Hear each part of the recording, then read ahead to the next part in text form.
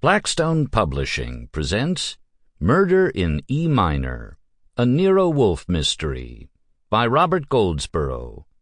This book is read by L.J. Ganser. Forward.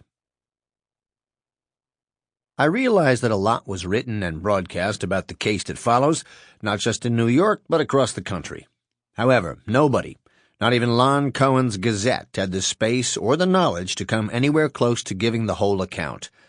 I didn't think it would ever get printed anywhere, for that matter. Let me explain. Because this episode was such a personal one for Nero Wolfe, he didn't feel I ought to write about it. And because he signs my weekly checks, I went along with him, at least for a while. Even Wolfe can be worn down by badgering, though. It took me a long time. I didn't bring the subject up all that often. But he finally gave in, years after the fact.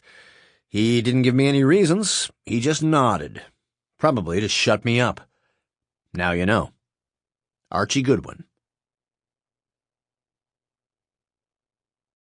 Chapter 1, November 1977.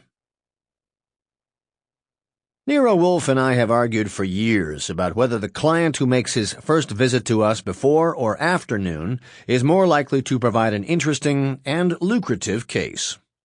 Wolfe contends that the average person is incapable of making a rational decision, such as hiring him, until he or she has had a minimum of 2 substantial meals that day.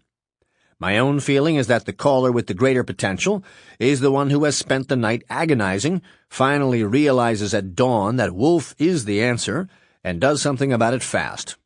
I'll leave it to you to decide, based on our past experience, which of us has it better pegged.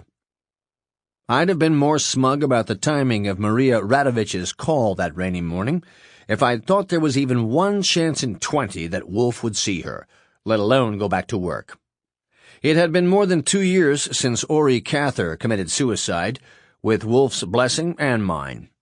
At the time, the realization that one of his long-time standbys had murdered 3 people didn't seem to bother Wolfe, but since then I had come to see that the whole business had rocked him pretty good. He would never admit it, of course, with that ego fit for his 1/7 of a ton, but he was still stung that someone who for years had sat at his table, drunk his liquor, and followed his orders could be a cool and deliberate killer. And even though the DA had reinstated both our licenses shortly after Orrie's death, Wolfe had stuck his head in the sand and still hadn't pulled it out.